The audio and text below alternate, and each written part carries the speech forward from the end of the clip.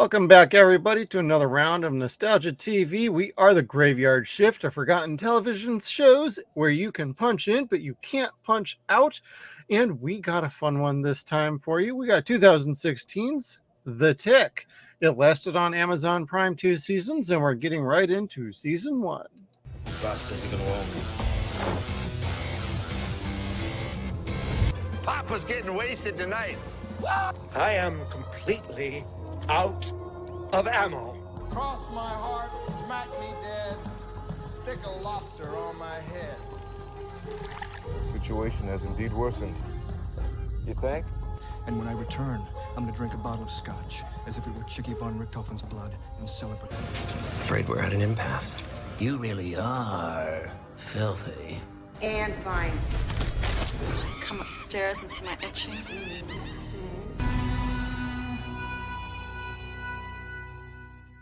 Not on my watch. That's right. Talking about Amazon Prime's The Tick Show. All right, Kevin, did you watch this when it first came out, or what did you end up doing with this show? The very day it came out, I made sure I had Prime so I could see this show. And there went $140 out the window. Yep. My wife's like, was it 120? I don't know. We can get this, and you could have that delivered within 2 days, and it does that, and blah blah blah. It does. But I'm really here for the Tick, baby.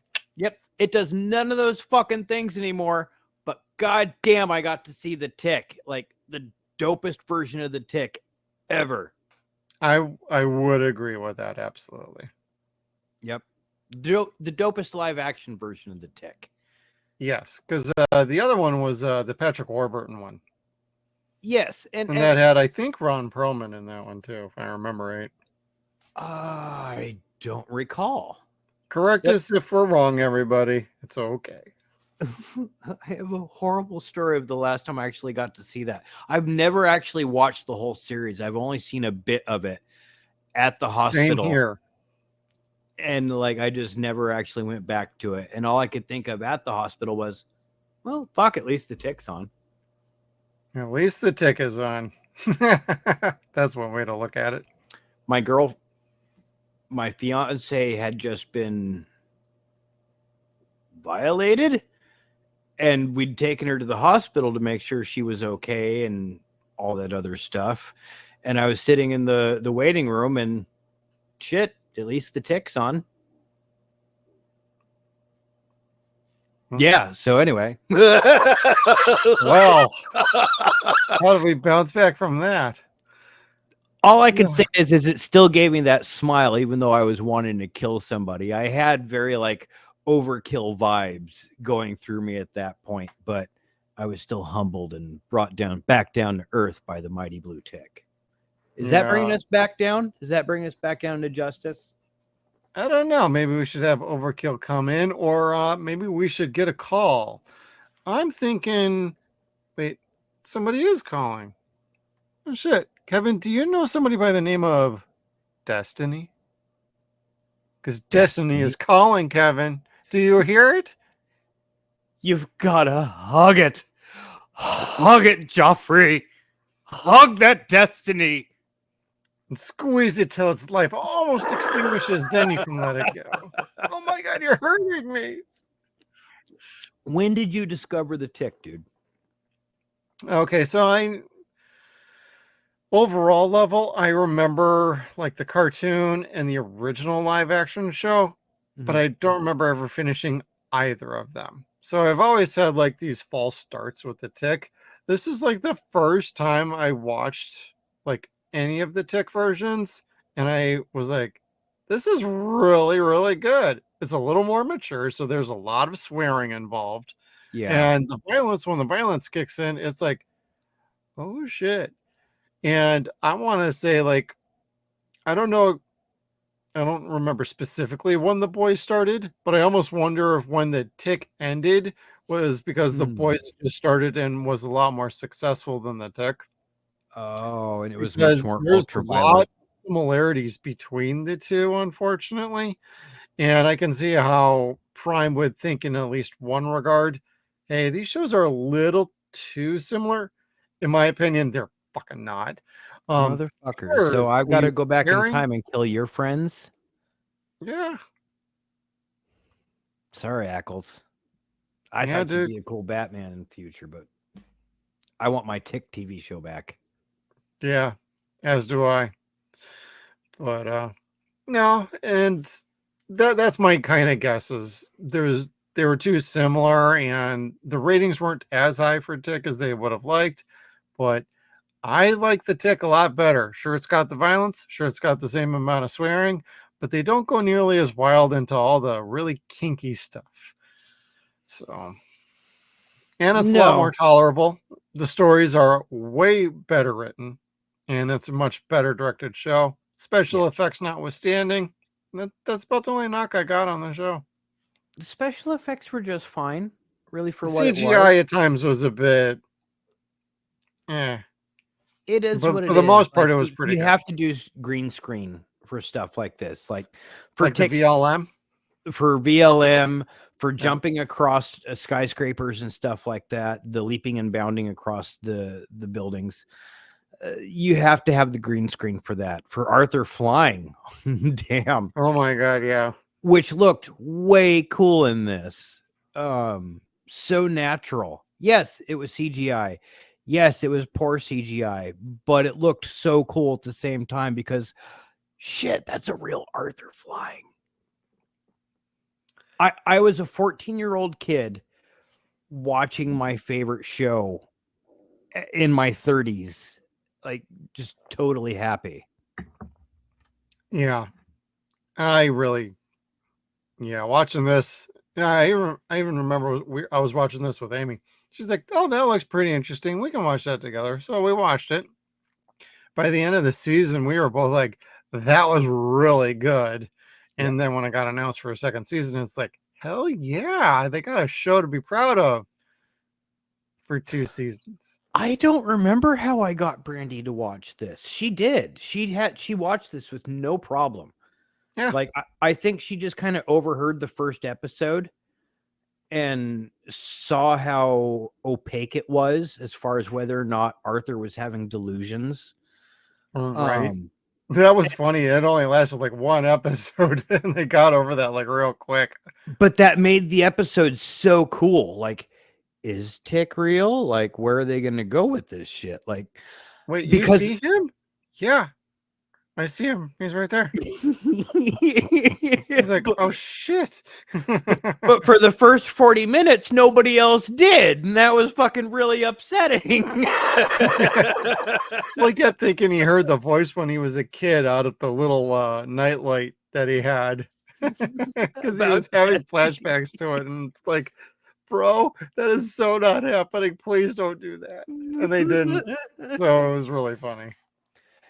Tick, like, shaped me so much growing up. This was my comedy. This caught my personality as a kid. Like I understood the humor, it understood me, and I kind of walked the path of this kind of style of comedy.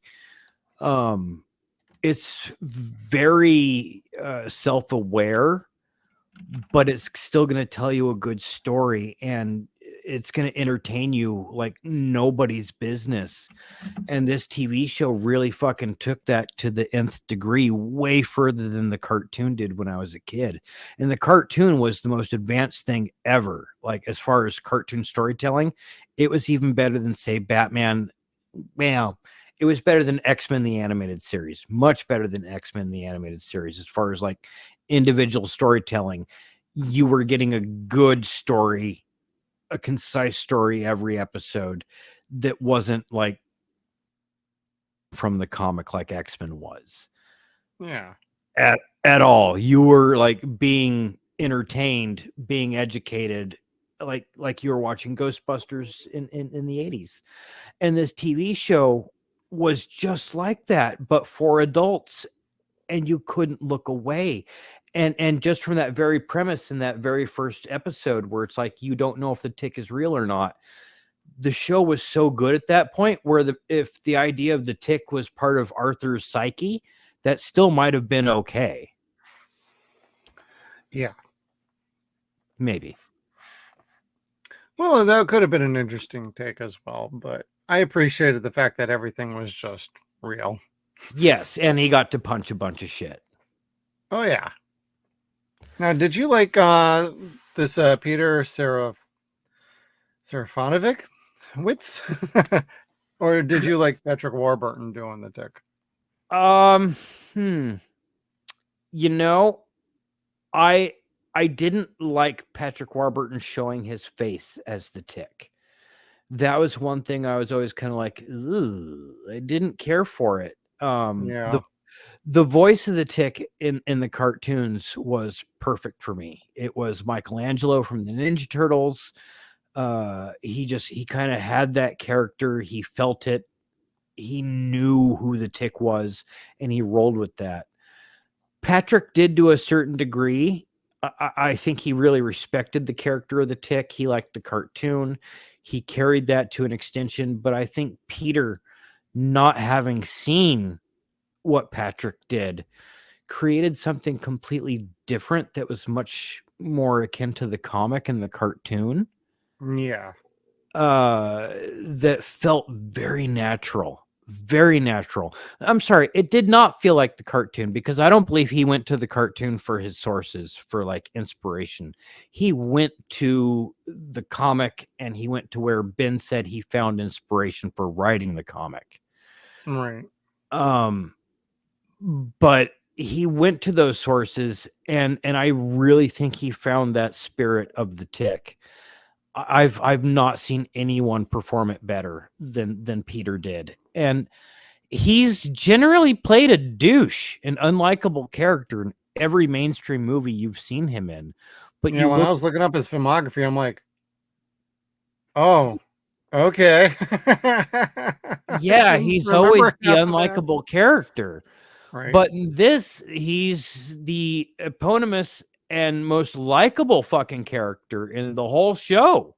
Endearing, strong, very, he's very much a hero at the same time of being a bit of an aloof goof at times, I'm a robot. I'm an android. That was so funny. At least none of the gags that played out for too long. They all felt like very specific and spot on for as long as they needed to be. Not how long they probably wanted, but it was pitch perfect whenever they did things like that with Tex. None of the gags, Peter never made a gag feel like a gag. It was always so natural. Very sincere. Yes. Yes. Like you really thought, you know what? Maybe I am an android.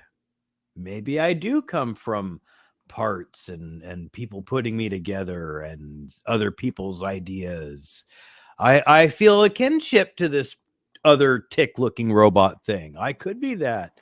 And you really believed him. Although you believed Arthur's headache of not wanting to believe it at all. Well, they have made improvements on the 9000 model. It very could likely have happened. This show took elements from the cartoon, things I knew from the cartoon, and kind of escalated them to an adult level. Like killing the superhero team. I can't remember the what 5. The Flag 5. And I'm saying that very carefully. I hadn't caught that yet. Well, you did now. Killing the Flag 5 with syphilis. That reminds me of a story. So my best friend from high school came up to visit me a few years back, say maybe 10 years or so. And I had to go to the skin doctor because I had a rash all over my upper chest, and it looked like pepperonis all over me and shit. And Adhan was right outside of the waiting room, and I hadn't seen him in like 5-6 years at least. And the doctor sent his assistant out of the room to talk about what my symptoms could have been. It could have been a fever rash, but it also could have been the early warning signs of syphilis. And I'm like, how do you figure? He says, well, it's very common for, a young homosexual man of your age to have marks like that on your body. And I'm like, or a young homosexual man that's sexually active to have marks like that on your body. I'm like, how about a young heterosexual man that's like sexually dead? Those are probably fever rashes. And I hear a thump outside the fucking door, and I'm like, fuck me, that was a Thon. And it was. My family heard about that whole conversation that night. So anyway, back to the Tick.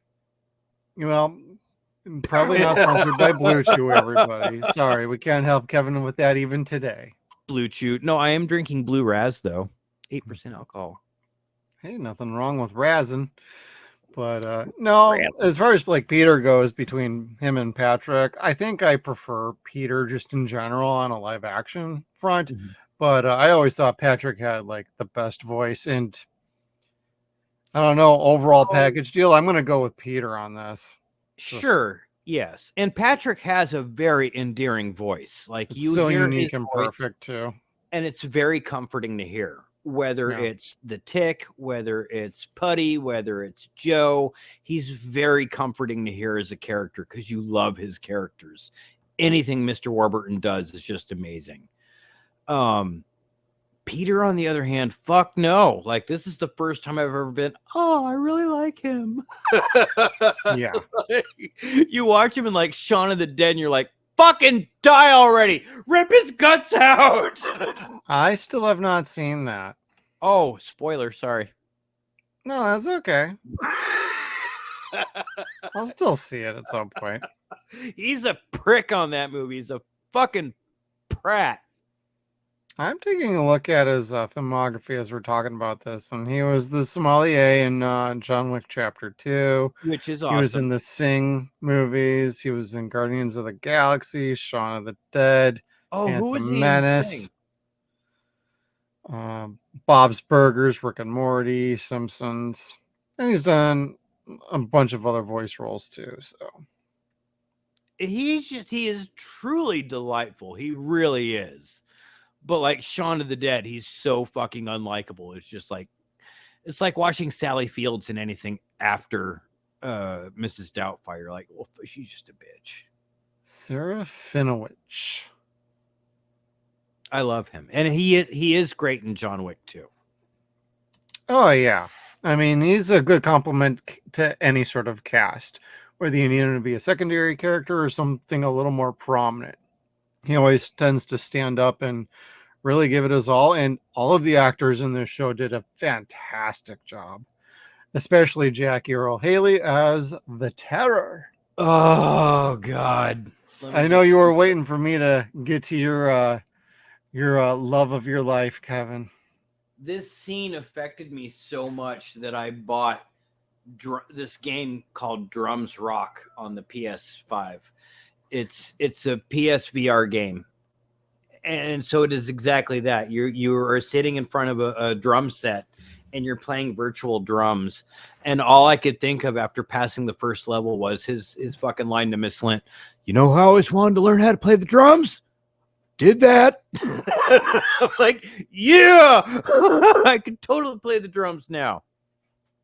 But Jackie actually can play the drums. So that, if you've seen this and watching him play the drums in this scene, it's totally fucking rad. That really is him playing the drums. And if you don't believe that, follow him on Facebook, follow him on Twitter. He actually posts videos randomly of him playing the drums.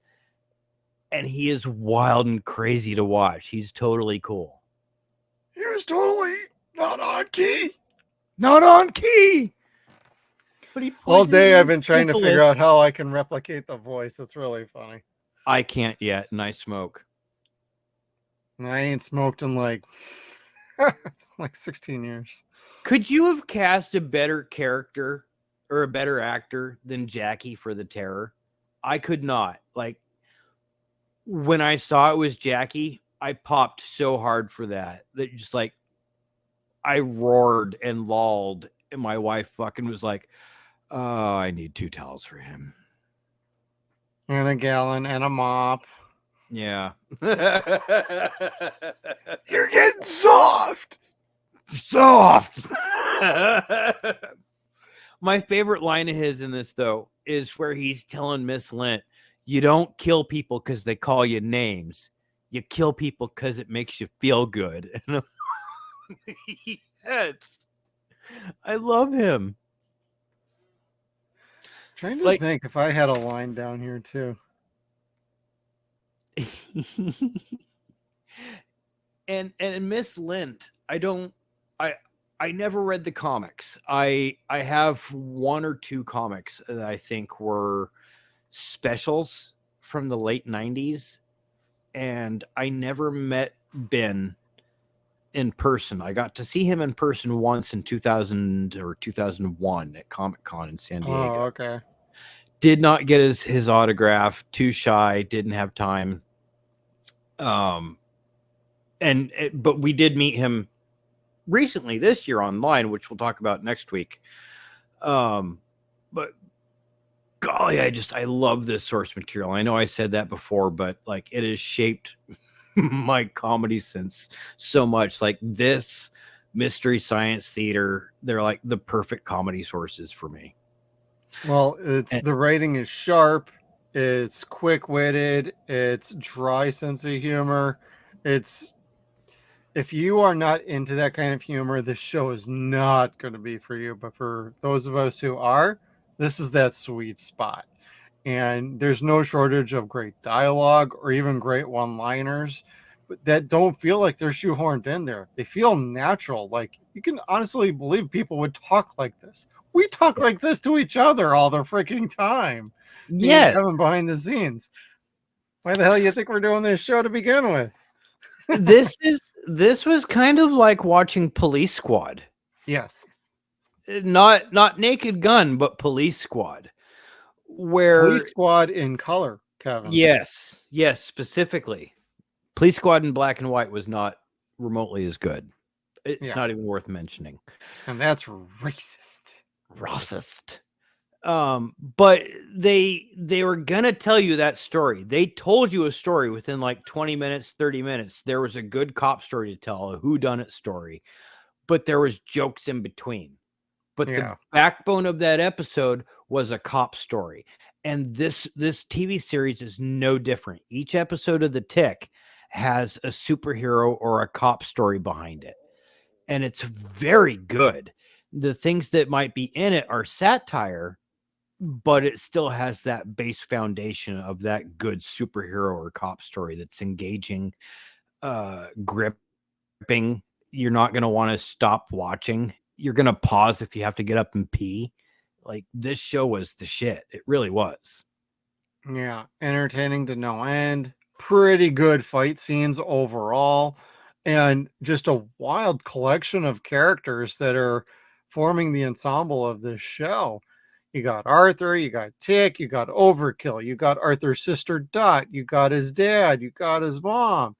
And it just keeps going on, especially like Miss Lint is a fun and interesting character. Whether you like her or not, it's another question, but like she goes it back and forth between you kind of feel for her, but at the same time, she's still an evil bitch.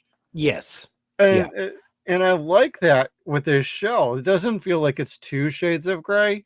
It's clearly these people are still evil. There is a human side to them. And that's an interesting dynamic this show really gets into. And you could hate superheroes. You could find superhero fatigue across the board right now. Watching this show will restore your confidence. I guarantee you. I'm so burnt out on superheroes right now myself. Rewatching this again, and I'm like, this was fun, man. Like, this is a little more of what we need these days. Something with heart, something that's fun, and actually is a well-written mystery that just keeps evolving. And every time you hear a line or you get to get clued in to an overall story or what's really going on with the terror's nefarious plans, you're trying to take over the planet. What are you, a nitwit? I'm trying to save it. Yeah, and I think that would have, again, we'll get back to that to next week, but that would have gone into season 3. Really think that would have gone into season 3 because we didn't see the end of the terror. We just saw the terror get stopped for the time being. Yeah. He got frozen today, everybody, Yep. by Superion. Who's Man. the supreme knob? Supreme I'll put knob. it nicely. He kind of makes me feel seen in ways, though.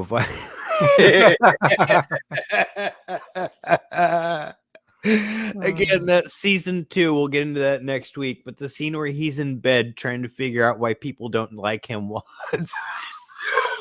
I know it was so hard not to just go ahead and get into season 2 so we could talk about that too. Because both seasons are incredibly good, everybody. And that's why there's so many people.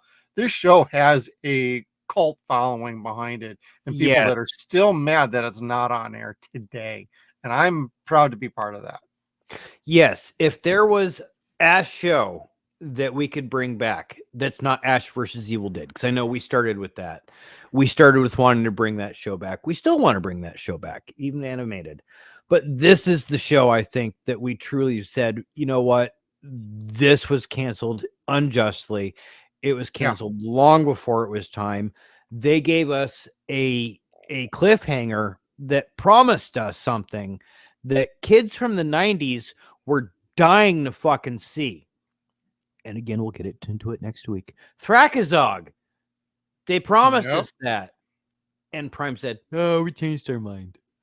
No, this is not an original. I don't think it was an original content show for Prime. I think they were working with another studio, if I remember right.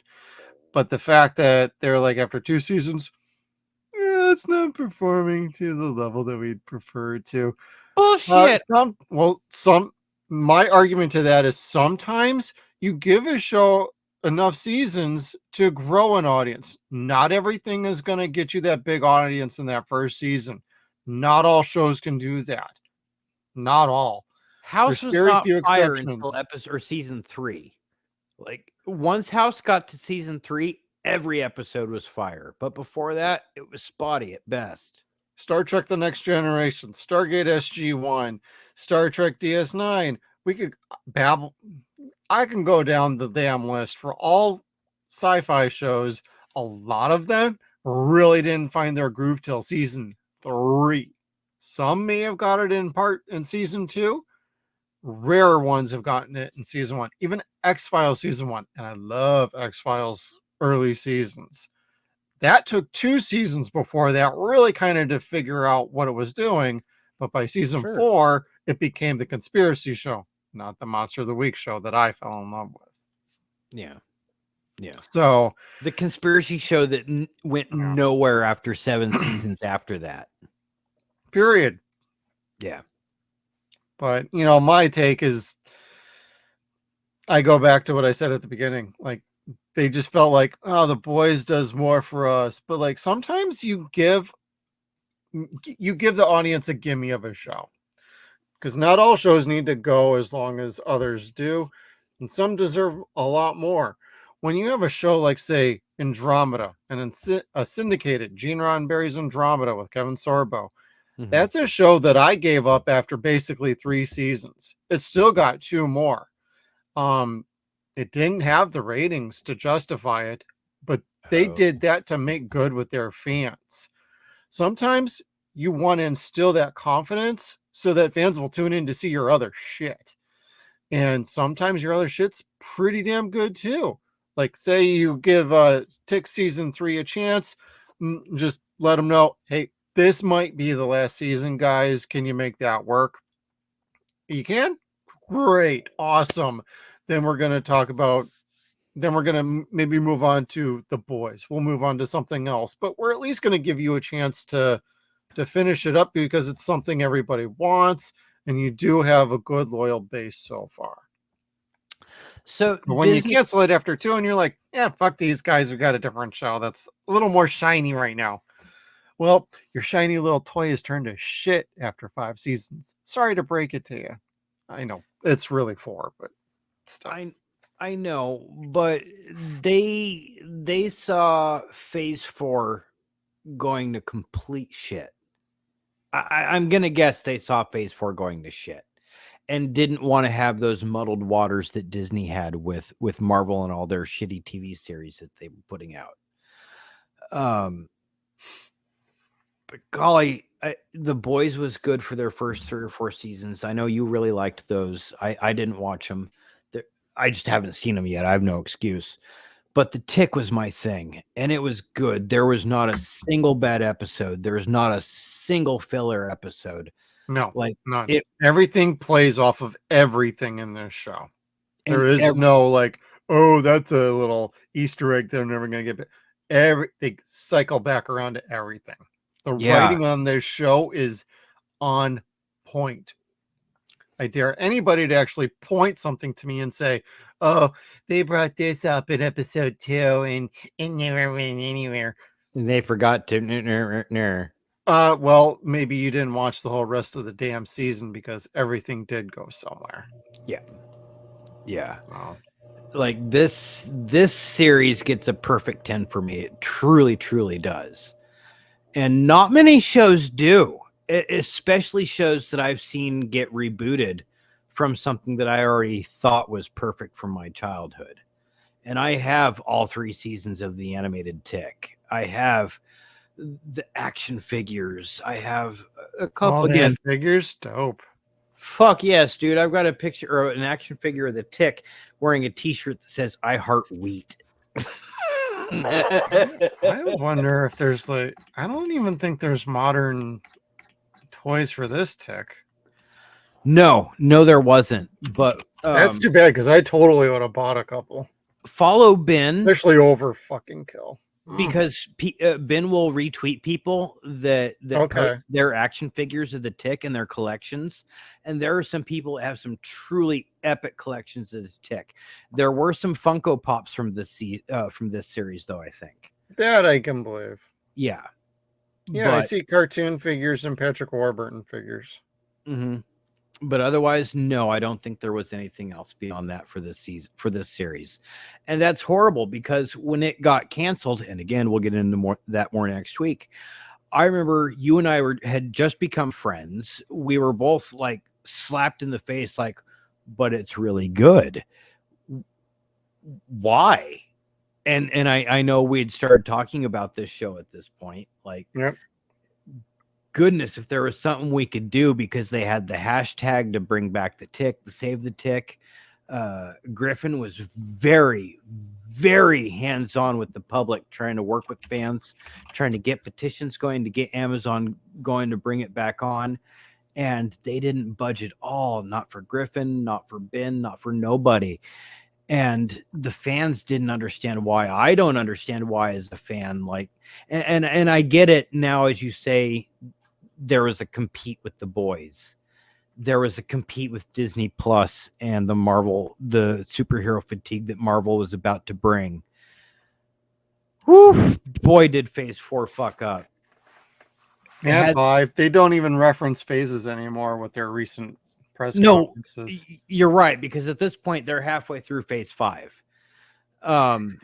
They are. They're halfway through Phase 5. Deadpool was the halfway point. Well, at least with this show, didn't he say something like a few years ago about how we did go to Amazon, we tried to pitch them something just to wrap up the freaking storylines, and they were still like, nah, we're good. I think so. I think Ben I seem to remember something like that. That's what I'm asking. I think Mr. Edlund did just about everything he could to get a serenity for this show, if you will. Here's a thought, Amazon. We know you're competitors with Netflix. I'm sure there's a show that they canceled that you'd like to put on your network. You have a show that you canceled. Maybe Netflix would like to get that. Be okay to do a trade from time to time. It happens in sports ball. Sports ball. Fuck you. You're welcome. I got a cat's eye marble. You want that one?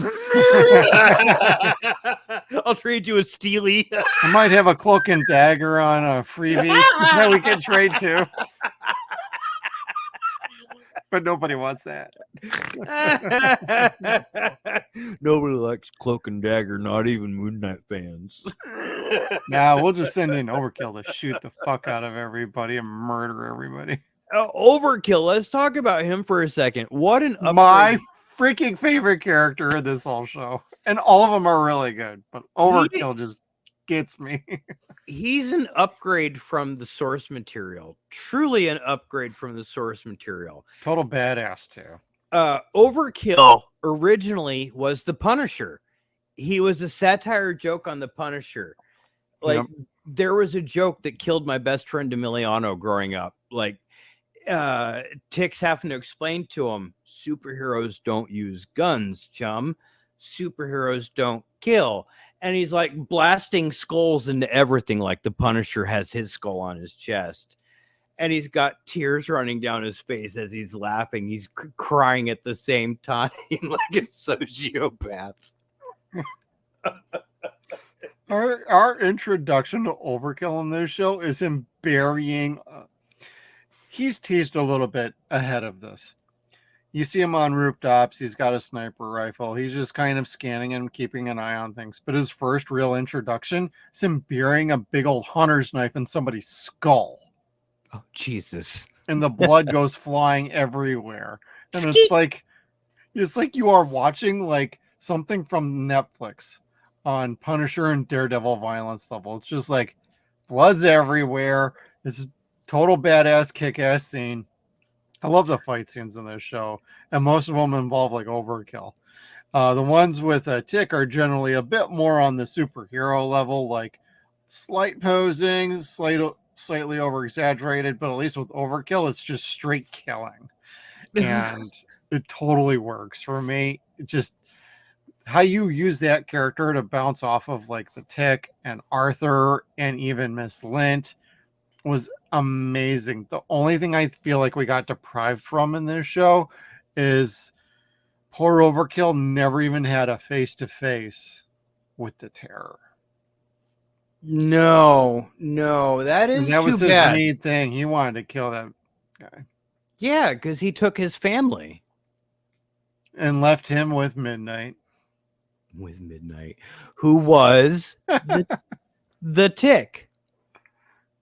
That was the voice of the Tick from the animated series. Yep. Did not realize that until about 5 minutes ago, until we started. I'm like, son of a bitch. Thank you, IMDb. I think I found that out a couple of months ago when we were going to do this show a couple of months ago, everybody, but things came up and we're just like, we'll just do that later on. Midnight is actually a side character in one of my favorite episodes of the animated series. And he's a mascot, Kevin. Yes. He wasn't allowed into the superhero bar because sidekicks weren't allowed inside. They had to hang out inside the sidekick bar, which was a shed, a fucking like steel roof shed. Oh my God, that's funny. That you would find like immigrants or whatever hiding inside. All the sidekicks had to hang out inside that while the superheroes were partying in this like Studio 54 club. Fucking Arthur and Midnight. Was this at a Home Depot? I mean, geez.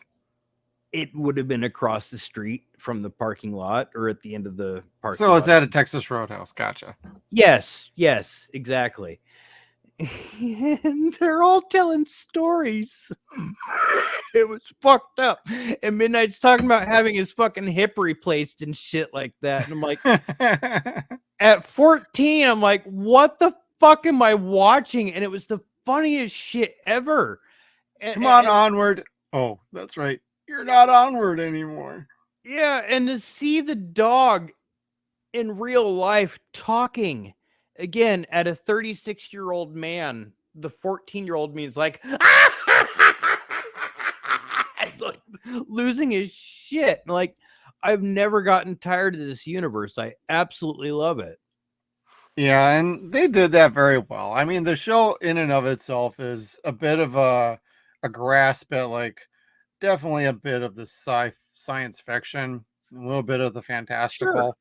I wouldn't say there's like any horror in this, except maybe in some of No. like the, the way the terror looks fucking fantastic. Jackie with the makeup on.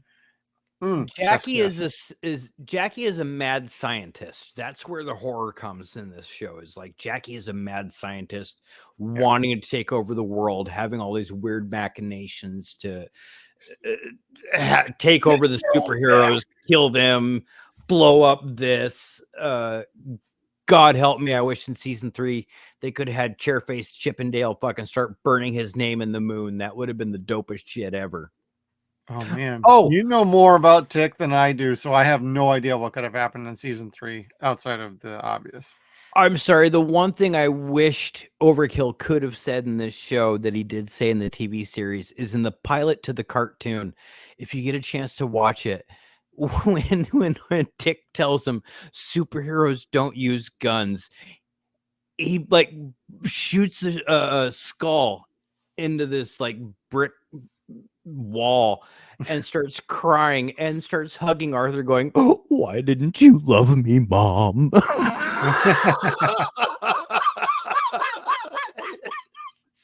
Starts losing his shit. Oh my god. And this was in the comic? Or animated series? That was in the animated series in 94. Okay. Yeah. Jeez. And I will upload that to you if you don't have it. It's on Hulu, but it is truly amazing. All 3 seasons are just perfect cartoon episodes of just damn Saturday morning what it could be. Okay. Yeah, I'm kind of curious to go back and like check out the other Tick entries. So they had VLM in this, the very large man. In the cartoon, they had Dinosaur Neil. And Dinosaur Neil is a not anthropologist, excuse me, a anthropomorphized. No, he's a fucking dinosaur digger. I can't think of the fucking name. Dr. Language, Grant. Kevin. No, I'm kidding. Language. It's 10:30 at night here, and I can't think of the fucking Dr. Grant. The Russian doctor who shrinked himself down? No. The dinosaur guys. They dig up dinosaur bones. I can't. Anyway, yeah. Paleo. No. Yeah. Dinosaurologists. Anyway, I lost my. Well, you're talking about the dinosaur because we were talking about very large man. Yeah. Anyways, Dinosaur Neil. He accidentally eats dinosaur DNA instead of his lunch. He had it sitting right next to each other, his pasta and the dino DNA. Yeah. And it starts to interact with his DNA and he starts turning into a dinosaur. And he becomes that VLM character that's like going across the nation, and Tick and Arthur have to stop him. And he and Dot become a couple at the end of that episode in the cartoon. And so that's really your only introduction to Dot in the cartoon, is she's kind of Arthur's stick in the mud sister. Man, I like this version though. way cooler in this show. Like she's like, no, I'm gonna get a gun in this. I'm gonna learn how to shoot it. I'm gonna learn how to break a fucker's neck. Like Dot kicks ass in this series. Her character is exceedingly smart, and they wrote her smart, and they had Valerie was fan-damn-tastic. Yeah, man, and she doesn't shame Arthur like everybody does in the comics or in the cartoon series. And that's the thing, is like Arthur is a normal person that wants to be more, so normal people shame him for aspiring to be more. Yep. Except for Dot. And that's different in this show, and I really liked that about this Dot, is she doesn't shame him for wanting to be more. She clearly loves her brother. That's the core right there. Yeah, like, and you really learn to like her. You root for her. You want her to become a superhero like Overkill is. She's just a cool ass character now. But isn't she his girlfriend now, Kevin? Maybe. They don't. Hey, I was actually thinking, watching this again, I'm like, you know what? They actually that works as a couple if that was to happen like that, and how they introduced Overkill's backstory with Dot. I thought that was really well done because you have her saying like, you can position my body to show me how to shoot properly, and he's just like, I can. And it's not because I don't want to, it's because I got some serious trust issues. And then I have even more trust issues on top of that because of my ex-girlfriend, Yeah. Miss Lint. Oh my God.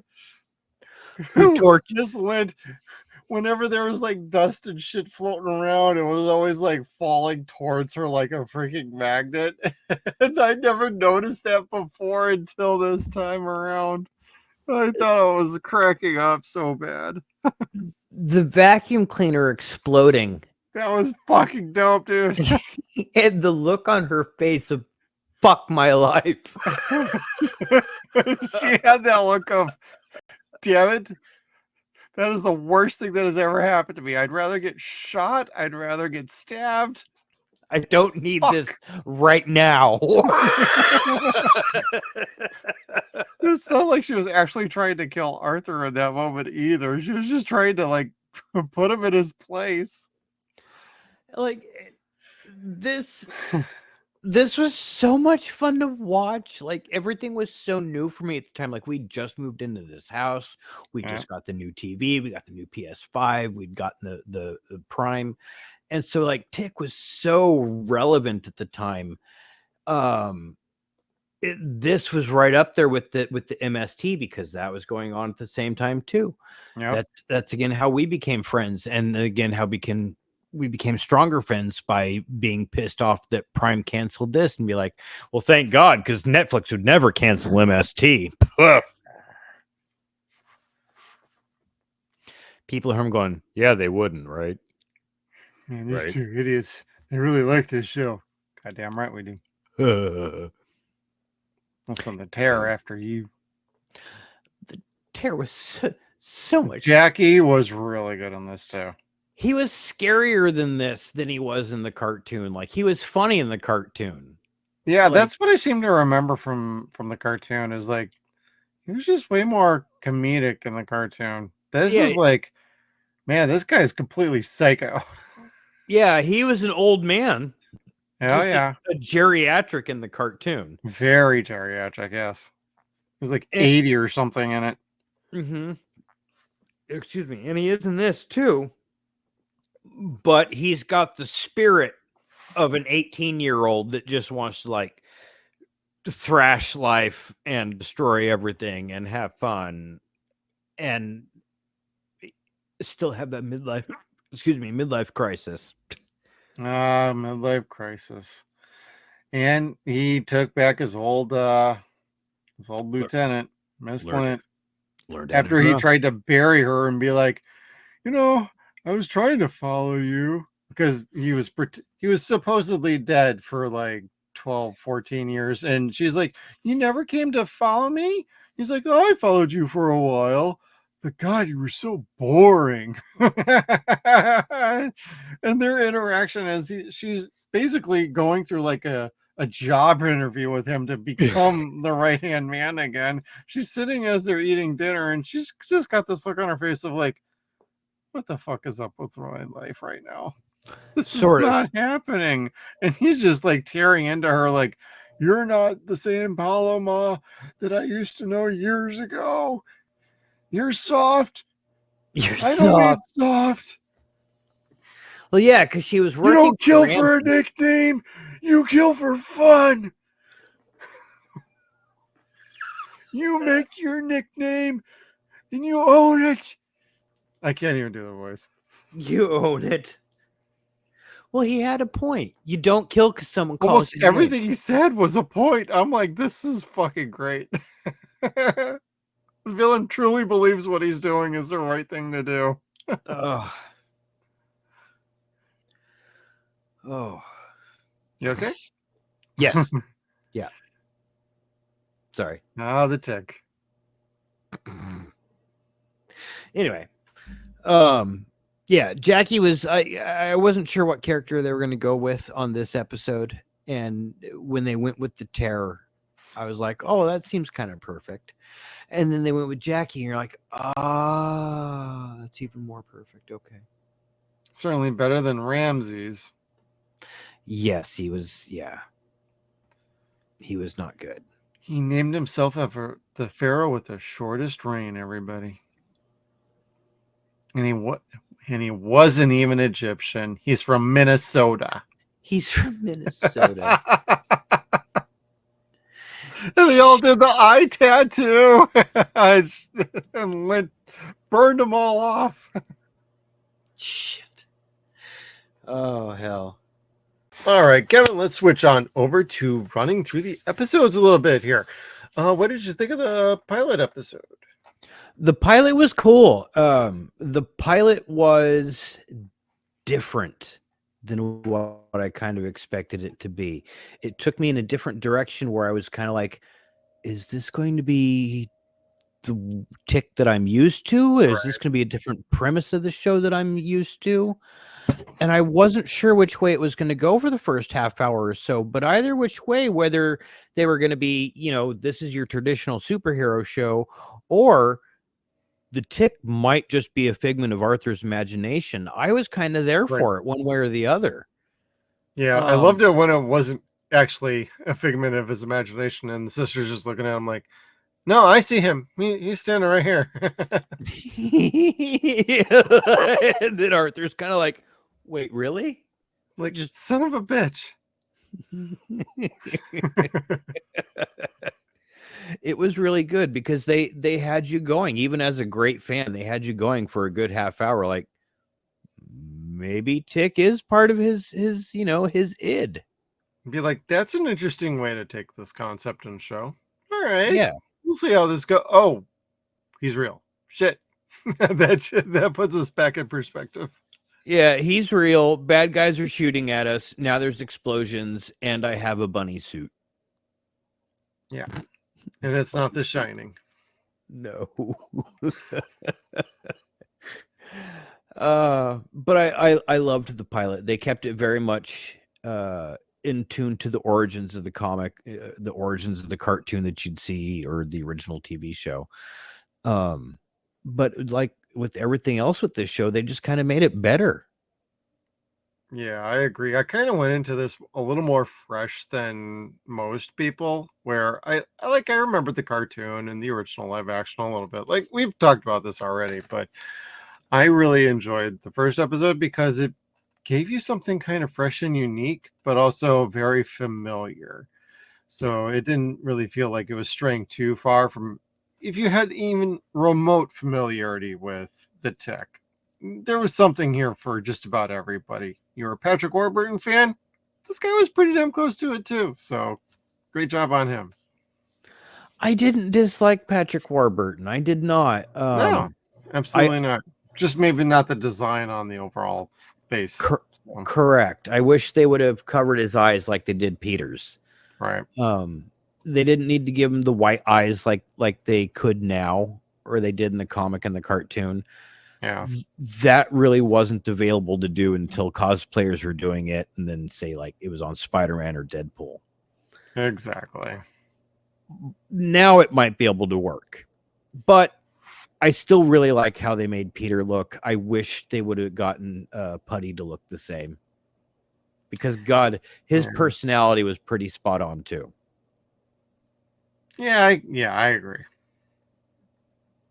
Pretty good. I also really liked basically all the casting was really good. So you could sit back and enjoy a fun little, like 30-minute or less. The run times on all these episodes are pretty on point. They range from about 22 to 29 minutes ish.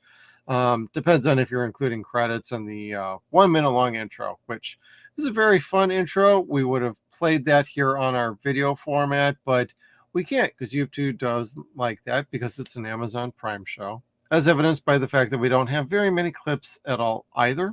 So sorry, everybody. We'd love to, but Amazon is pretty nasty about that with YouTube. But if you listen to our podcast version of this, there will be the theme song at the beginning. Yes, and we'll have pictures that you can see when you close your eyes. Absolutely. Yes. So Because destiny is calling you, and so are we. you've got to hug it. Hug it. Hug it, Arthur. I want to watch the cartoon now. I know we're talking. Anyway, I will derail myself with the Tick. Anytime mention of the Tick, I will go right back to being 14 again and get derailed and watching the cartoon. So just See, I remember the cartoon more than like just about anything before like this. Like I know there was a live action show, but like still like that cartoon is what I go back to first myself. agreed. And I watch it frequently. And my kids, they don't really care for it as much because it's the humor's above their pay level. Right. And they're just not as familiar with him.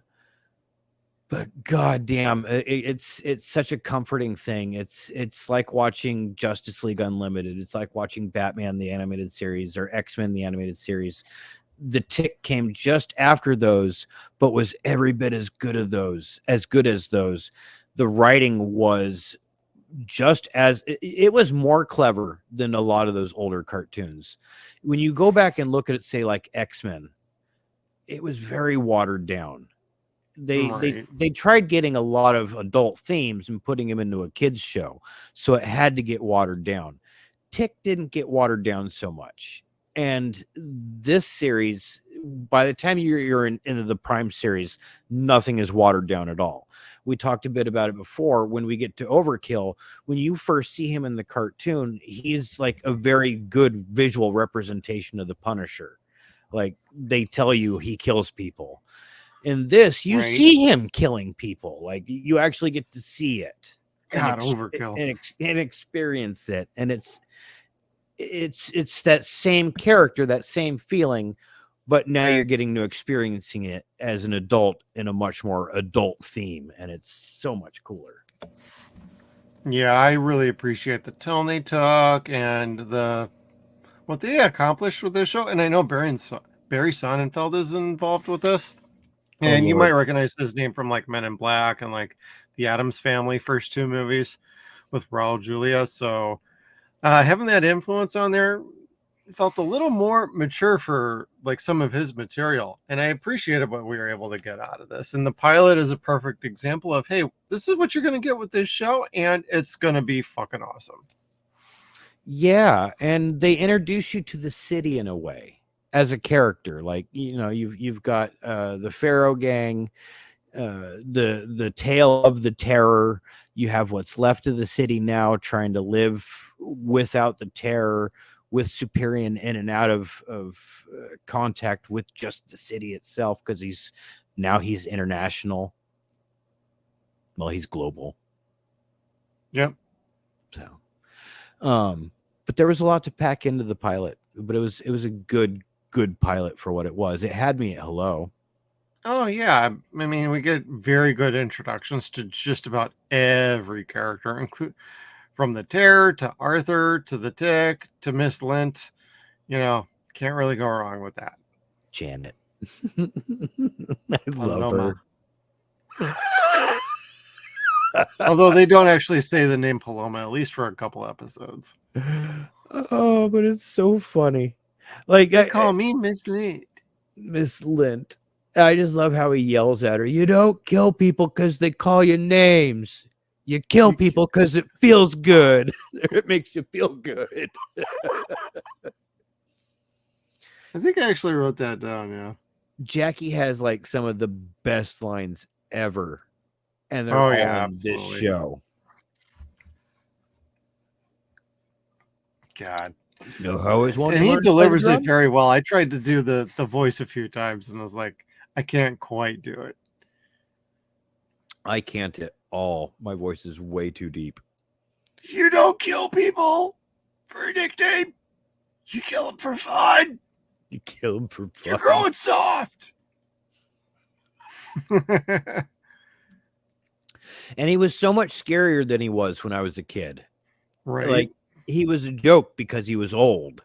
And well, here, old man, really. Yeah. And here he's scary and frightening because he's so old and has that experience. But of course, Jackie brings the charisma of a 20-something-year-old or a teenager at the same Pretty time. much. I'd say he brings the charisma of an 18-year-old, given the flag 5 syphilis and making them blind. Oh my God, that just cracked me up. Even watching it again, it still gets me every time. Like, wait, what did he do to them? Jesus Christ, that's pretty wild. Getting a plan as he's learning to play the drums and, writing a symphony. And God damn. And to figure out what that plan would have ultimately been, which we'll talk about again next week, was going to be so cool. Yeah. What, you think I'm trying to take over the world? I'm trying to save it, you morons! You morons! Trying to take it back. Jackie, such a good job. And I like seeing him in like the flashbacks because you actually don't know he's actually still kicking, at least for a few episodes so far. Yes, and the regalia that he has in the flashback episodes, are the most fearsome, I think. Oh, my favorite in the pilot was basically him like meeting young Arthur, and he's like, "You got something behind your ear, kid. Here, you see this? It's nothing. You got nothing. You got nothing." And then he takes his ice cream, drinks it, or eats a couple bites, and then just throws it on the ground. He's like, "Oh, we got more important stuff to do." I'm still trying to do the voice. It's still not right, but and he just does it just to be a douche. Yeah, he's just being a dick, and that's his natural propensity for villainy. I'm just gonna be an asshole to everybody. You got nothing. You got nothing. Give him syphilis, break his hands, and blind him. I'd like to hear you do that in a Bane voice, but you don't have to.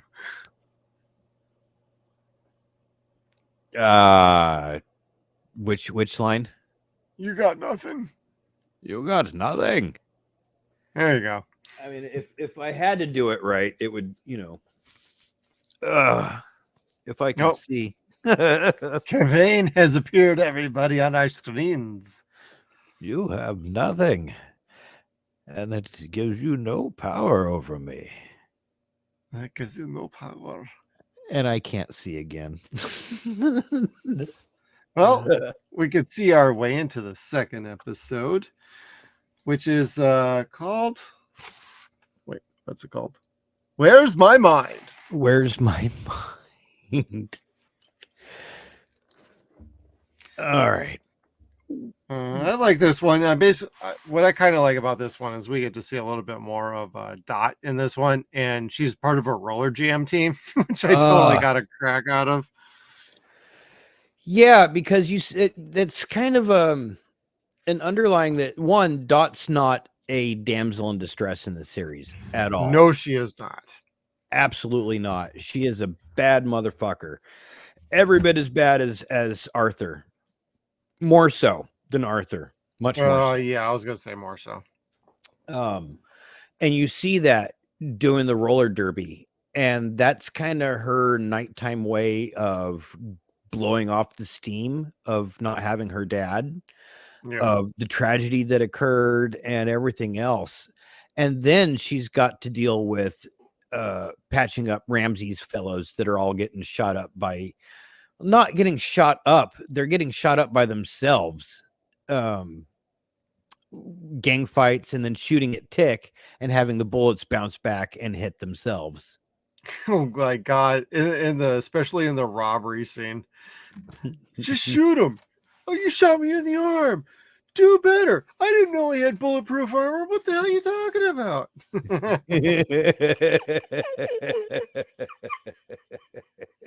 I love that little deli that they were in, and Tick hanging out with the grandmother. Oh my God. And just being like so overjoyed whenever she would speak her foreign tongue. Like, I don't know what you're saying, but I like it, and this tastes amazing. Yes. Reminded me a little of like Mrs. Chen from like Venom. Yes, very much so. Very much so. Only nicer. Way Only nicer. Even though she had a taser and her son was like, "Where did you get that from?"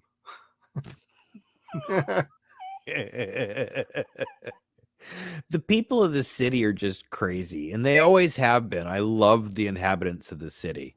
Yeah, they all have personality and a kookiness to them, and it really makes it accentuates the show in just the right ways. Yeah. I wished we could have gotten to see, and this goes down to Amazon, the various different types of superheroes that they had in the city that just didn't quite make the grade. They were there, they were the city's protectors, Right. but they just couldn't hold a candle to being as mighty as the Tick. Especially Like, Spirian.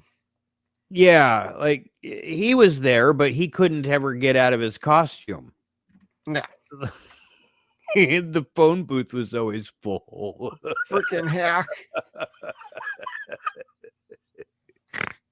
That was so funny. Like, he was foiled because he couldn't get into the phone booth. Drats yet again. Anyway, again, I'm deterring myself back to the cartoon. So back to episode 2. Where's my mind? Well, I liked basically Miss Lynn's power. They finally showcased that here. Is this where she blows up the vacuum cleaner? No, the vacuum cleaner comes later. That's at the birthday party. Yeah, I was gonna say that's at Walter's birthday. This is where she finally starts showing that she's got like an electrical charge to her, and Arthur's just kind of wondering like if he's losing his mind still or not. And this is where Dot finally actually sees Tick. And she's like, "Oh yeah, he's right here." Well, it kind of picks up from the end of the first episode, but it's a pretty good episode. I really enjoy this one because it really gets into basically continuing establishing everybody. And this is when we also get the clue in that, oh yeah, the Terror is really still alive. Yes. And no one but Arthur believes him. And simply because he says he thinks he's alive, Tick's willing to believe Arthur because Tick believes in Arthur's touch of justice. Yep. If you want an extra touch of justice, you've got a little sniper guy on roofs watching everybody in this episode, and you don't find out who he is until I think it's the next episode. Do we not find that out? Is that that's yeah, that's the third episode. Secret Identity. That's right. And that's where we see Ramsey. I call that overkill, baby. Let's go. Overkill's fantastic. I like him so much more in this than I like him in the cartoon or the comic book. Like, again, he was funny in those iterations of him, but he's much deeper, much funnier, kicks much more ass in this series than he did in those. Oh, absolutely. Because basically in the second episode, Arthur's trying to give away like his suit. He's trying to give it back to the mob like over and over and over again. And bad shit just keeps on happening. And finally at the very end, you know, Arthur's left holding the bag with everybody dead around him because Overkill just killed everybody. And this third one picks up basically with Arthur getting out because, oh, he's that boy in the picture that the flag, you know, that the Terror terrorized after killing his dad with the whole Flag 5 and all that jazz. And so Arthur's back out on his own, and now he's got a bug up his butt that the Terror's still alive. And Overkill believes him, actually, because eventually you find out he's been following Arthur's blog. And that's how he got on to all of this as being true. And Overkill just is such a total killer in this show. Like, I can't help it. And I was glad that Overkill was featured in this very much so. Yes, and I like the addition of Danger Boat with Overkill as well. Danger Boat.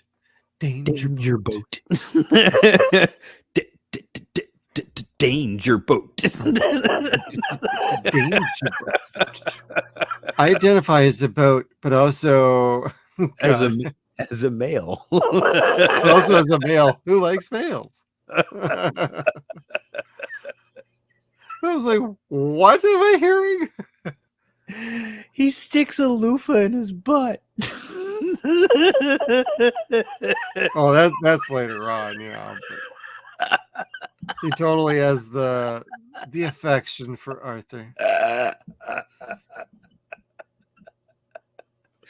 The shower scene was so great. At first, Arthur's like, you know what? That shower massage, that actually feels kind of good. And then out comes the loofah. It's like, oh, gotcha. Underbody wash. Got to get the horse and undercarriage, Yep. And then a wax job. Gotta buff it out. Yuck. Anyway, the word shotting just keeps running through my head after I said horse and undercarriage, and that's not a word I want to think of when I think of scrotal. Scrotal shotting. Right. Anyway. Yeah, but also we get the appearance of like Very Large Man in this episode, and we get to see Arthur at his real job setting, and basically Overkill going there and starting shit, and then him versus Tick having a little bit of a fight. So this third episode really kind of ramps up the action a little bit, and it moves the plot forward pretty nicely. How did you feel about VLM? I was just like, oh, this is probably some like completely side story that is just, it may tie in at the end, it may not. I was like totally fine with that. And how it ultimately ties in, I'm like, that's actually really good. I wasn't totally expecting that. And as a character, it's like, he did have a role in the story larger than we thought. And when they explained that towards the end of the series, well, season 1 anyway, it's like, oh, he was a little bit actually involved with what happened years ago with how they found the weakness to Superion. Yeah. Yeah. I liked him as a character. I liked him as a plot or plot engine. But I could not help but to think I miss Dinosaur Neil. See, I don't even remember like that at all. So I basically sitting here like, you say Dinosaur Neil, and I don't remember that like at all. Dinosaur Neil came from an episode where Dot was meeting Tick for the first time, and she was very disapproving of Arthur being a superhero. Ah. She was the very stick in the mud sister, not Dot as you see her in this show at all.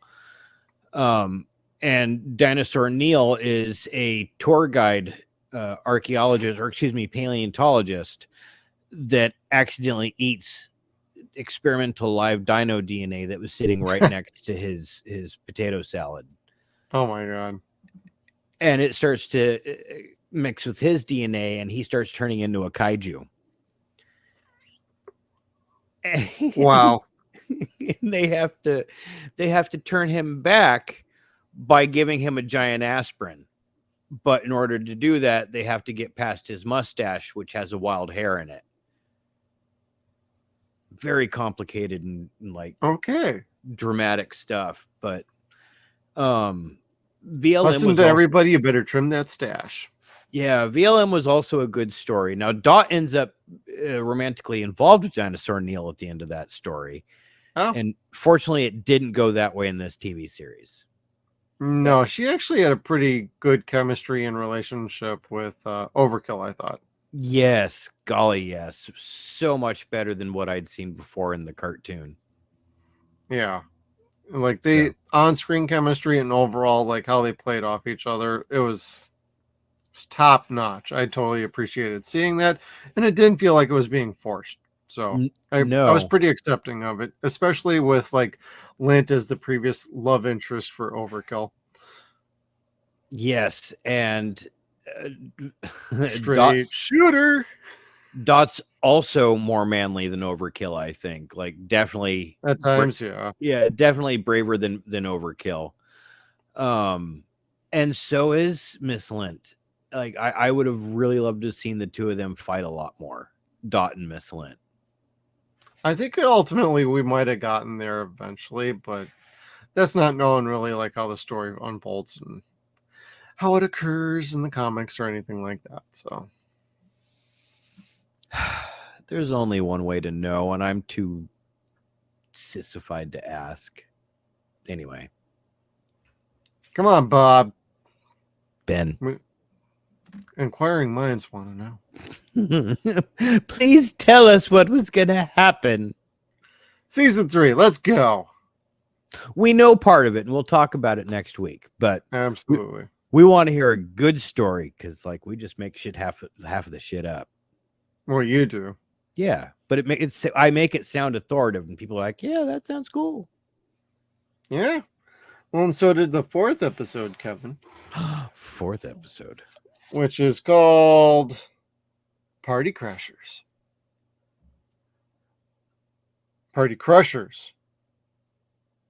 No. I see Crashers. Okay, I'm just misreading my handwriting then. I don't know. Either way, they crashed a fucking party, everybody. Danger Boat is all I have written down here, and like Derek as the ex-hubby for Miss Lint was totally funny.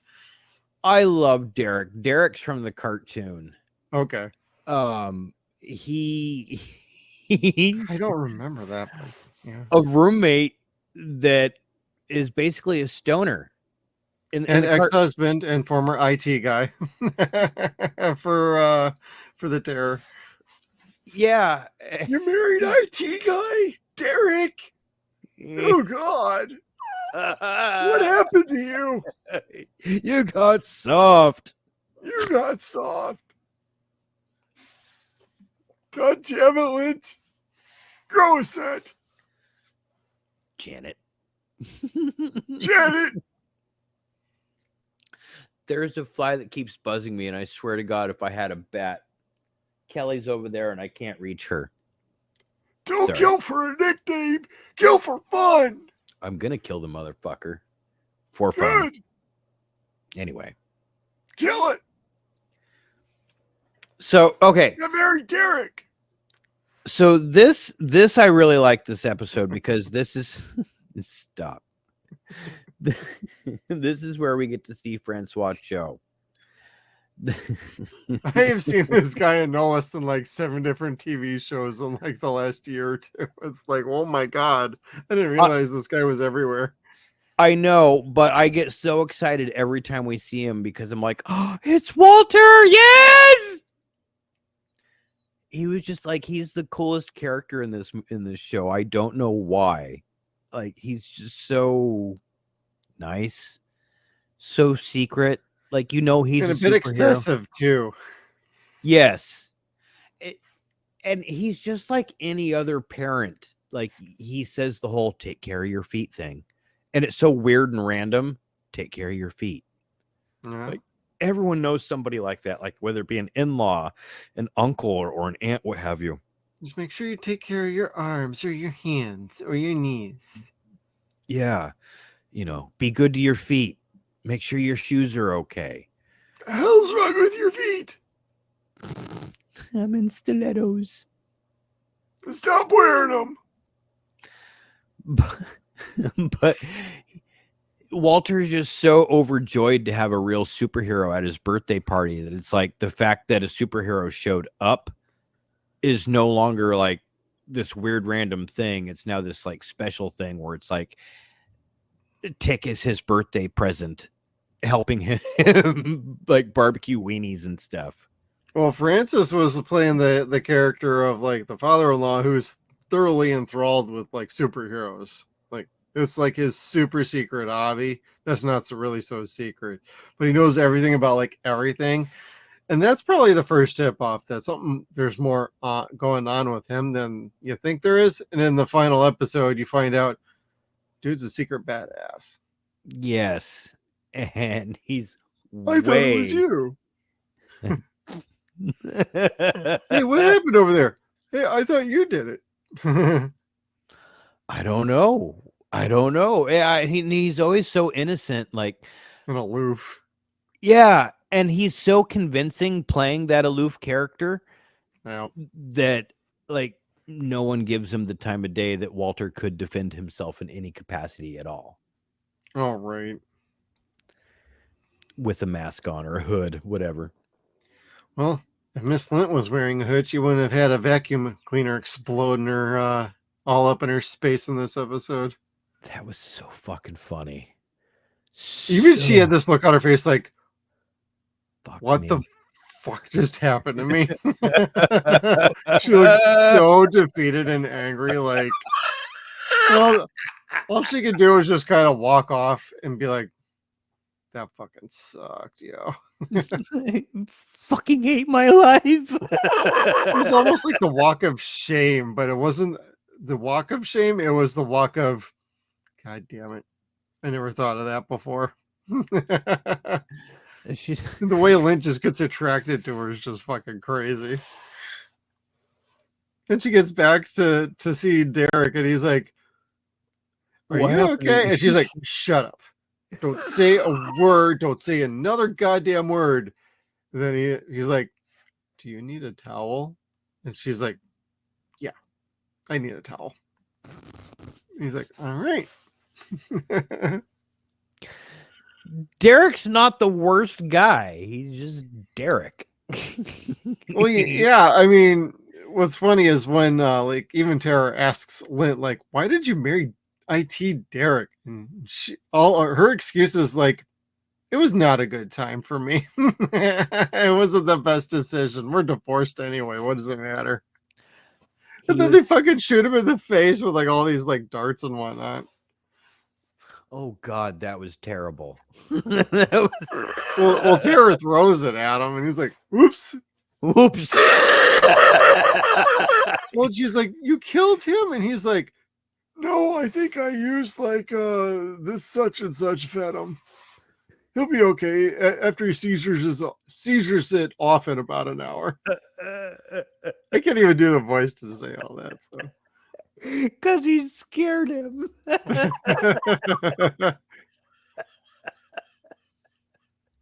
Poor Derek. This show is so realistic for as far-fetched as it is. It's so based in reality and like things that would actually happen. Yeah, for as wild and crazy as it can be, it's like it's surprisingly real. You know, like I can't believe half this stuff, but I'll suspend my disbelief, and then the other half is like, yeah, I totally buy that. That checks. This show like is as outrageous as the end of Pulp Fiction is when Marvin gets shot in the face. Yeah. Like it's that shock of, oh my gosh, I can't believe that just happened. But of course that just fucking happened. What else could happen other than that? Like, yeah, damn it. And it's just so damn funny. It's smart television, and fuck the boys. Well, fuck the boys, but let's go on to Fear of Flying, episode number 5, where we are introduced to their mascot, Midnight, everybody. Renowned #1 selling author on the New York Times bestseller list. That's right, Midnight, everybody. Otherwise known as Onward. And now I need to go back and watch that again and listen to it again because I didn't realize who that is. That's Townsend Coleman. That is the Tick. Like, that was a clever way to do a fun bit. Wow, cameo fun. And then the fight that they got into, the pissing match, and then fist fight between God, I almost called him Punisher. Overkill and Midnight was so good. Well, that was a later episode, but yeah. Well, yeah, but Midnight, where I'm used to seeing him, was in this episode from the cartoon where he was a sidekick and not allowed to go into the superhero club. And he was, and Overkill brings that up later on too. Yeah, and he's old and had a hip replacement, and he keeps talking about all these different hip replacements that he's had because he's an old German Shepherd, and I love that. It's such a good episode. So to have seen Midnight on here again, fantastic. To have it actually be voiced by the Tick, even better. To have the special effects look as good and flawless as they did. Oh my God, how cool. So cool looking to have a talking dog, like, and not look incredibly fucking stupid. Yeah, like this is not a Bush's Baked Beans commercial. He looks way cool. Good special effects on that. Like they kept it to a minimum and they made it work very well. Yeah. Yeah, but also in this one, Arthur finds out that his suit can fly. He's escaped from the party, but he doesn't know how to land. So he calls Tick on his sister's phone and says, I need help. Just don't tell Dot. And he doesn't tell Dot, but Dot figures it out pretty quick. And she's like, I'm going with you. And Tick's like, well, he didn't say anything about you can't come with me. Okay, let's go. Yeah. And he's got a pot of coffee with him the entire time, doesn't he? He's like nursing the pot of coffee as a cup. That was so funny. Oh my God. Like the running gags through some of these episodes, and let alone the whole show, is pretty on par. I really enjoyed it all. Yeah. This, and I've said it 17 times already, this show is probably my favorite thing that Prime has ever done, will ever do. Fallout's a close second. I put Expanse up there until the last season, so. Yeah. This was just so much fun. And they were just concerned about making a good-ass show. Well, yeah, that's pretty clear as day. Like, you could see it in the writing, you could see it in the directing, you could see it in all the performances. Like, everybody clearly was having a fun time with this show, and it comes across on screen. Without that, it's not nearly as charming as you would think it would be. It wouldn't be anywhere near as good. And the overall finished product is one hell of a fun fucking show, everybody. Yeah, I don't know if this would work again without a pair like Griffin and Peter. Like, oh yeah, exactly. That chemistry was just so good. Yeah. Anyway, Peter was excellent. Really like that. How did you like seeing Arthur fly for the first time? I was like, okay, this works for me. It's all right. And his half panicking until it's like, oh, I must do this myself. I must learn to fly, grasshopper. Moment where he finally figured out how to fly on his own, and then when it's like, okay, you need to land, it's like, oh shit, how's he gonna land? And then you got Overkill, who basically repels him down. So repels him down. Hits him with like a suction cup or something and just trying to reels him in like a fish. Yeah. And it works out fine. It works out safely. Yeah. Enough. So, but yeah, I really enjoyed seeing him take off for the first time. Because again, this is an origin story for Arthur, for the Tick. And you don't you don't see them flying, doing there's the things you're used to seeing them doing in the opening credits of the original cartoon until, 2.5 hours into it. So, but when you do get to see him take off and you see him flying, yes, it's CG, but golly, it's a payoff that gives you goosebumps because it looks every bit as cool as you'd imagine it from the comics, only it's kind of real looking. Right. So, and the only thing it really missed was that moment from the cartoon where Arthur says, I'm flying. I'm very afraid right now. He's just like so nervous. I'm very frightened right now. So, but otherwise, I really enjoyed that scene. It was a moment I'd been waiting for, and it did not disappoint. No, and yeah, for the most part, none of these episodes are like bad at all. By this point in the show, you're feeling like, you know what? I'm on board with this. I want to watch this every week that it comes out because it was a weekly release. It was not a binge model where they just dropped everything all at once. So you had to kind of follow it along as it released, and it's well worth doing it that way, I felt. And binging it this last time, I was like, you know what? This works as a binge model too. You can really easily burn through this show, no problem. Yes, they're short enough that makes it easy. Yeah. You just kind of skip over the end credits and just keep on moving. Kind of, because there's no Easter eggs to wait through. That's very true.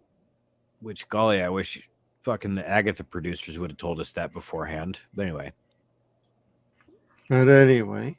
Don't worry about waiting. No more waiting. We'll just get on to Rising. Episode 6, Kevin. I was already here. Try to take let's see, they try to use Ramses to prove that the terror is alive. Oh, this one. Yeah, this is where Overkill, Tick, and Arthur all kind of get into it about how to handle Ramses after he's loaded up with sodium pentothal. That's right. Sodium pentothal. Truth serum. That's the good shit. So I've heard. For me, it's usually a bottle of red wine. Bottle of red wine. I said you looked better last summer. That's all I was saying. Yeah, like the two-piece bikini was working very well last week. Except for what you had hanging over it. It just needs to be on the ground. Like, I didn't put it there. How. Fucking Kevin. He runs the whole fucking show. I don't do any work around here. Fuck him. We're talking about Ramses again. Is this the episode where Janet finally nukes Ramses? I believe that's at the beginning of the next episode. Episode 7, or it's at the end of this episode. I'm trying to remember, though. Damn. Because I know we're getting close to where Terror tells her basically, I've been waiting for you to take the reins of this organization. I think that's this episode, then. Because it's got to be at the very end. Yeah. Because he gets away. I need to go look at my notes here. He gets away while they're all duking it out, doesn't he? In the mausoleum. Yeah. That's right. No, he gets away when Arthur and Tick are at the park and they're dealing with people getting shot at, and Tick's got to rescue the bus. Oh. Okay. Then that's caught on the news, and then I think Ramses does get it in the end, because this is that episode where basically the Terror's like, I stopped following you because you got boring. You got boring. Boring. Yeah, because he was tracking her movements, at least for a little while, and he just stopped. He's like, I figured you would have come to me. You would have found me out and roasted that little Tick. Yeah, because Ramses, like, he was trustworthy. He was like D level, though, by comparison to everybody else. Yeah, like he was controllable. And that's no knock on the actor. That's just like how they played the character. Yeah. No, and when I say he's trustworthy, I don't mean like Terror. He's from Minnesota. Him personally. Yeah, like Terror could count on what he was going to do. He was predictable. Yeah. So, and stupid. Yeah. But they got the tattoos to show unity. Oh my God, the eye tattoos were like, oh my God, you all did that. And then Lint in the next episode basically starts scorching them off just to prove a point. That was so fucked up. That was wild. One guy standing up being like, you're not the boss of us. And she's like, oh yeah? And zaps the tattoo. And he's just like, oh my God, my eye. My eye. You'll shoot your eye out. Lint was just not having it, but I like that episode. It's basically Terror assuming full villainy of the show at this point. Yes. Yeah. Everything like crime is not hiding anymore in the city. Yep, pretty much.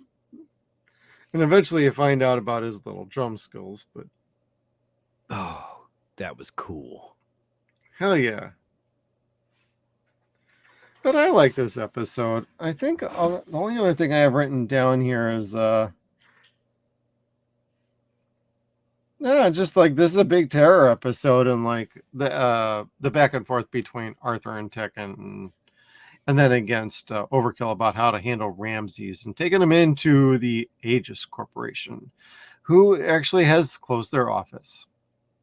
Basically, the feds for the Tickverse.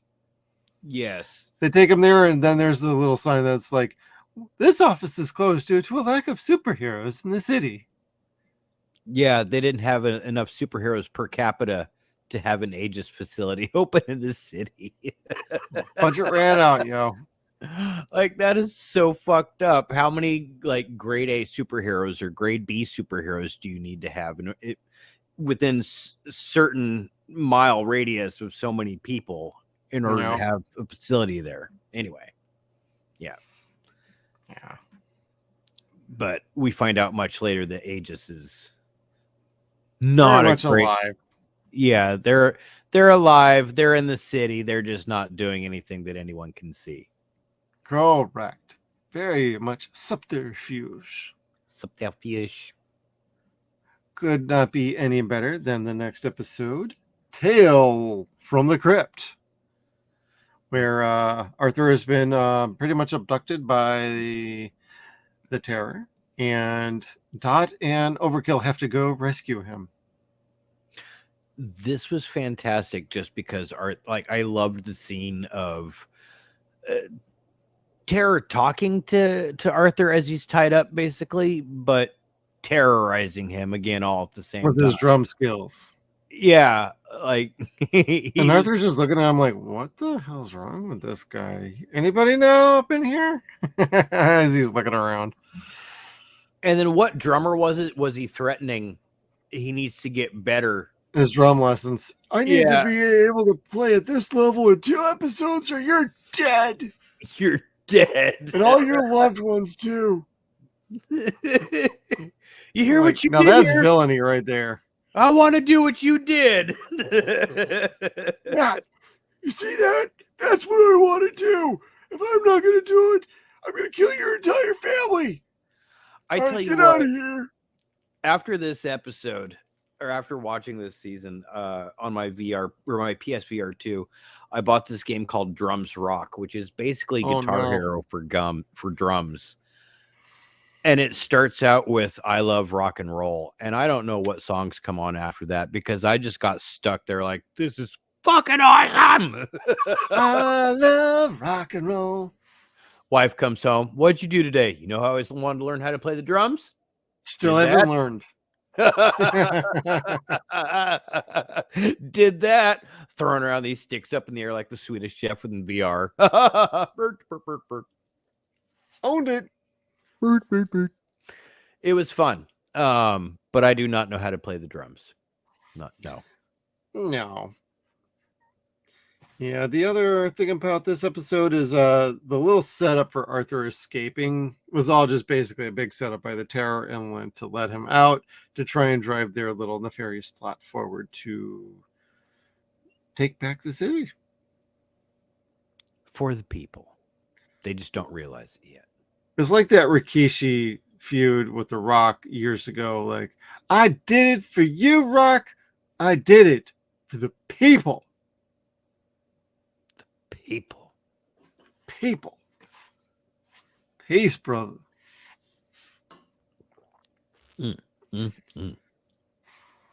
But it's a very fun episode. The interrogations are pretty kind of lame, but we do get to see the Russian doctor a few times at this point, and him and Arthur working together a little bit. Then he gets decked in the nuts as they escape at the end of the episode by the Russian doctor.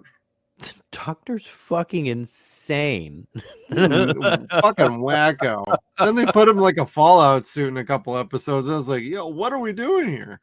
He's got to be cradled like a baby because his head's so big. It was an accident with the Shinkarei. It was big bismuth, Kevin. It's fetal position. Oh my god, especially when he was in the baby carriage stuff. I need to be cradled now. Damn straight. And yeah, Big Bismuth, the the name of the toxin that's going to kill Superior. Mhm. I love that name, Big Bismuth. The other name I liked was what was it called? Brown Tingle Cola, BTC. Oh my God. Is that did I ever tell you what the secret ingredient was? I peed in it. A drop in each bottle. A drop in each bottle. I give it a leak. I take a leak in each bottle. Everybody's laughing, and it's like, I don't think he's kidding. I just love the one lady. That's a good one, sir. Oh my God. It's so funny. But the look on Jackie's face when he says that was just so like drop Pleased with himself. Yeah, like I've been doing that for decades now. Yeah. Hey, special ingredient, yeah. Have a Coke and a smile, motherfucker. Well, there's a couple of the main characters that even said, I like that. Oh, yeah, it was Overkill with Brown Tingle Cola. I like Brown Tingle Cola. Oh, he was disgusted with himself. Oh, gross. I missed that. Yeah, that was pretty funny. I enjoyed that. Brown Tingle Cola. Yeah, that was episode 9 when that all went down. But we follow up episode 7 with episode 8, After Midnight, where they have to go to midnight to try and get him to talk to Superion about the plot to assassinate him. That's right. This is where they let it all hang out. And let it flop on the table. Let it flop. Yeah, like that. Flop. Yeah, mine did not sound cool. Anyway, again, I like There we this go. episode. The fighting between the two of them was just funny as hell. First, the banter was funny, and then the actual like fisticuffs. You're like, oh fuck yes, he's beating him. He's beating him. Sidekicks He are beat duking him. it out. And he beat him. And he beat him. And then he beat him. And then he beat him. And then he beat him. If you get a chance to see, if you're on Hulu, look up The Tick, the cartoon series, and look up the episode The Tick versus the Tick. That's the episode that Midnight is on. It's a funny ass video or funny ass episode, and it has one of the villains that I wished would have made it to the TV show. It would have been a good filler episode, and that's the Mad Midnight Bomber, what bombs at midnight. Oh, okay. Not super powered, but is driven by somebody, is like, someone nudged him that is super powered and made him go out and do some terroristic shit. So, but Midnight is in that episode, and that's where he's talking about having his broken hip. Yeah, and then because Overkill brings that up, like almost all of these points, he brings it up, and Midnight's just like, you jackass, you were just a sidekick. Well, I was a mascot. Their fight scene together was like, hey, where's the popcorn at? I want to sit here and watch this. And I love the yelp when he hits him. What? Yeah, right. Like, you guys that watch the show at home, no, I do not advocate hurting animals in any way, shape, or form. But the fact that the dog yelped when he punched him made me laugh so hard. So funny. They end up shooting Midnight with like what? Because you know it's not real. So like, right. don't get upset. Like it's it's just stupid. It made me laugh. Yeah. But anyway, another solid and fun episode. Can't really at this point I'm like thinking like, man, this show's way too good, way too consistent. Hopefully it can stick the landing. And in these next 3 episodes, it absolutely does. I think so, yes. Yeah, because you get the My Dinner with Android, Danger Boat. Danger Boat. Danger Boat. Oh no, I thought Danger Boat was a fun character. Danger I Alan is can't lie. I amazing. thought it was goofy and fun. And even into season 2, Arthur's calling. Like, turn all the music off. Arthur's calling. Yelling. That's it. Oh my God, he's coming back. It's just so funny. Like, Well, and he shuts down to like his long range sensors whenever like Dot or Arthur are coming back to the boat. And Overkill's like, so much for security around here. And Danger Boat's just basically, oh, it's Dot is Arthur's sister. She's fine. And so was Arthur too. yeah. So is Arthur too.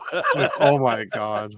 The justifications from an AI generated robot is like, okay, I see how the future's going to be. But I love him so much. He's so fucking cool.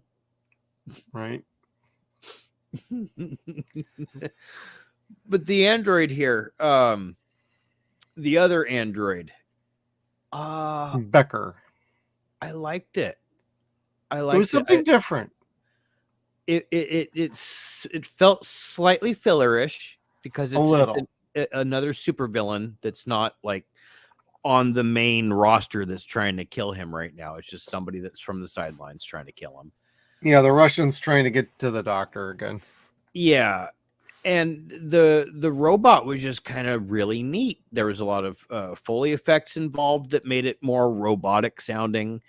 The editing was all done really well for the fight scenes to make it seem like it was all more robots hitting one another. Tick was acting more robotic because he wanted to believe maybe he was an android and that's where he came from. He's not. God damn it.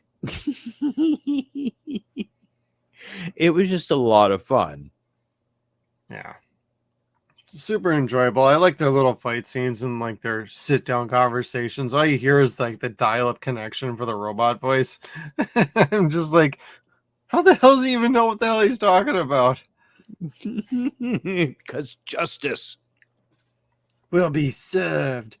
And this is also the episode where Dot and Overkill kind of connect. And Dot's like, you can position my body to make sure I'm shooting correctly. And Overkill's just like, I can't touch a woman. Oh my God, I can't touch a woman. And he's like, it's not because I don't like women. It's just I've been broken by a woman before. My trust is at an all-time low with women. My hands and my eyes. It's like, bro, it's okay. Is this where she falls asleep on his arm? I think so. That fucking killed me, where he wanted Coyote Ugly himself. Oh, yeah. Thank God. You've been asleep for hours. Yeah. It's like, oh. What guy hasn't been there, like, wanting to chew your own arm off to get away? Yeah, right. Please don't call in the morning. I'll call you. I'm married, and that happens to me at least once a week. Yeah, that's from the dog. No shit, dude. She's big, too. Big girl. Hers got a big butt. Well, speaking of big butts, VLM appears in the next episode. Risky Bismuth. Risky Bismuth. Where is this one? Where did this one come from? Let's see. Dot gathers more intel on the Pyramid Gang and Overkill. Okay, so this is where she goes to her boss. And VLM's heading towards the city. Yep. And then you find out that VLM is the moving bomb. Yep. Very big moving bomb. Superior is literally sick and crashed at Arthur's apartment. Which is hysterical.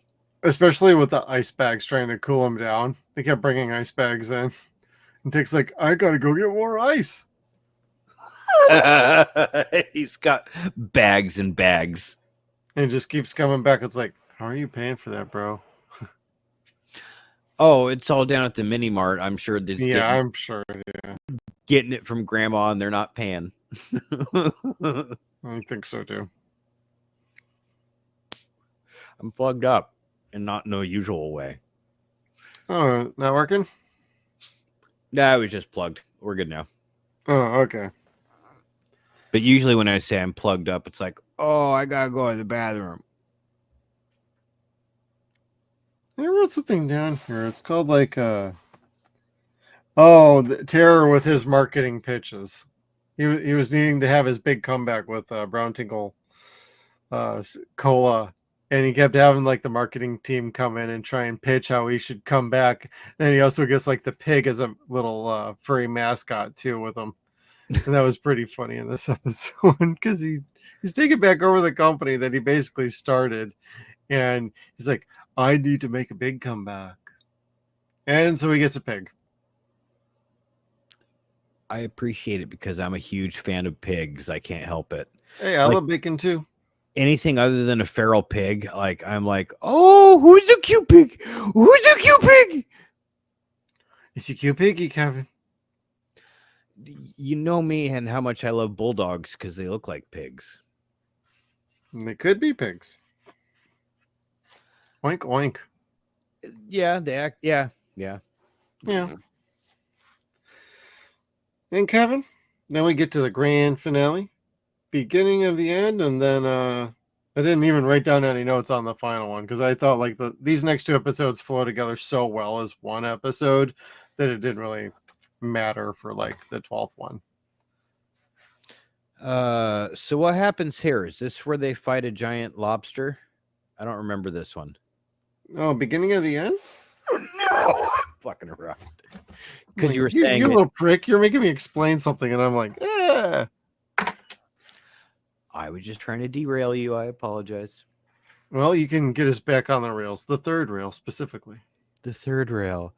Okay, so let's see here. Let's see. Oh, they're trying to get to VLM before VLM gets to Superior. Yep. Let's see here. And Miss Lint and Overkill have something resembling to a heart-to-heart. Oh yeah, the rooftop sequence. I only vaguely remember that conversation. Like he's not letting her have the satisfaction of knowing that she broke him. Correct. And he's being tortured by her, and they both have a little bit of a heart-to-heart, and Dot keeps overhearing some of this as she's crawling around the ducks. Ultimately, she tells him that they both need help separately from each other, not a couples therapy, but individually they need like therapy. And Lint's like, yeah, we know. We know. Because it's clear like Lint and Overkill still kind of have feelings towards one another. And even Overkill basically says, you know, even with all your scars, I think you're more interesting now than you ever have been. And Lint's like, you know, it wasn't all fake. I did like you. It's like, oh damn, don't do a love triangle, please. I like Overkill and Dot. And at least it kind of ends more appropriately of like, no, that relationship's definitely over, but there's still feelings for each other there. Yes. And that's okay. So why? What makes you say that? Did they say something? Did they say something about one another? Yeah, because they kept asking about each other. Yeah, throughout this whole show, the running gag is Lint is asking, oh, you saw Overkill? Did he ask about me? And Overkill does the same thing with like, oh, you saw Miss Lint? Did she say anything about me? She didn't mention me, did she? Did she say anything? Just curious. It's like, oh man, fishing to know if they're still thinking about each other. It's like, oh, more information on that would have been pretty funny, but not necessary. Yeah, it was pretty good the way it was. Yeah. So that would be my big takeaway from the beginning and the end episode, and just it was a good setup for the final episode. Yeah. And then Superior getting over his sickness and coming to the rescue right at the very last second, which was fantastic. And not really helping like at all. No. Just there to take credit for everything, that's all. Kind of, yes. That's all that really happened, other than the freezing of the terror. Arthur did all the damn work. That was a cool special effect, though, blowing that cloud up around VLM, and then all of a sudden it's like going everywhere. Yes. Yeah. No, I totally dug that. Now, the special effects they used for VLM were way cool. Yeah, a couple of times the CGI can be a little bit, but for the most part, it's really good. Yeah, they don't ask you to suspend that much disbelief. Maybe when Arthur flies, but that's about it. And a very large man. Very large man. Very, very large man. Made me think about, I wonder what it would be like to have a real Attack of the 50-Foot woman or man episode or a movie these days. Dinosaur It would work. Or would they just CGI the whole thing and make it look terrible? Yes. They'd have to pixelate butt cracks too at that point. Butt crack. Butt crack, butt quack. That sounds like my old stripper name. Oh, I thought that was the title of your sex tape. Starring Butt Crack Butt crack, butt crack. The title, eponymous character, you know. When DPs just aren't good enough anymore, you gotta go 3Ps. You're welcome, Kevin. Owie. Anyway. Well, unpenetrate that and let's get into the final episode. All Tell us right. how it ends, Kevin. The end of the beginning or the start of the dawn of the age of the superhero. Mhm. This is where we see the epilogue, basically, where Superior comes and tries to save the day. All he really does is freeze Terror, take him away as Terror's trying to explain he's really been doing, where he's really been hiding, what he's been hiding from. Not trying to take over the world, trying to take it back. Yeah, and that really leaves you with a question of, wait, what? I know. The first time I heard it, I'm like, what the fuck is he on? I don't know what he's talking about. Is he gonna go on a tirade where Lex Luthor says, you know, power's not meant for gods, it's meant for man? I think he was leaning towards more what they were maybe intending for season 3. Yeah. And then Aegis, of course. You see at the very end, Aegis is sitting there watching Tick and Arthur. With a bunch of aerial drones. Yeah, they've been there the entire time watching. Yep. Because they didn't know for sure whether or not the Terror was alive. They didn't want to put the manpower effort necessary to figure it out one way or the other. They just figured these two rookies would figure it out. And if they didn't, they'd get killed. It's not one of their people. Yeah. It's not one of the feds. It doesn't matter. They're so expendable. Yeah. So, it was a good ending. It just, it left you wanting more, but in not a good way. Yeah, not in an unsatisfied way. It felt like, golly, that was an adventure. That was amazing. How did they top that? Right. And if that had been the end of it for season 1 and then we never got any more, that's okay enough of an ending to leave it open if they could come back to it without it being totally like cliffhanger. We don't know if these people are really dead or not. Yeah, we'll figure it out when we re-sign contracts. Yeah, basically, with Terror frozen and hauled off to prison and like everybody's walking off, you just find out Aegis is still around and there's still some questions in the background. That's okay. That's not so bad in my eyes. So yeah. So they did pretty good. I had no complaints. Tick has no questions necessarily about who he is. Doesn't matter where he comes from anymore. All he knows that he is the Tick, and that's what's important. And Arthur has found his purpose. And they start off on their journey. Like it's really them walking off into the sunset with the drones watching them. Yeah. And it is handled with such care, with such love. Like you almost can't get over how well this turned out. Like there's no way this show should have been like this good and actually kind of tug at your emotions, tug at your excitement level, tug at just about everything that you would think about for a show like this wouldn't have. And somehow it has it all. It's like lightning in a bottle. And I don't know. This first season gets you really ramped up for more, and a second season, and the second season freaking delivers with that too. Yeah.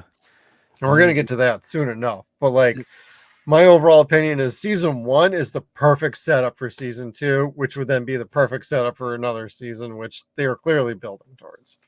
Yes, and it left you with the promise of awesomeness.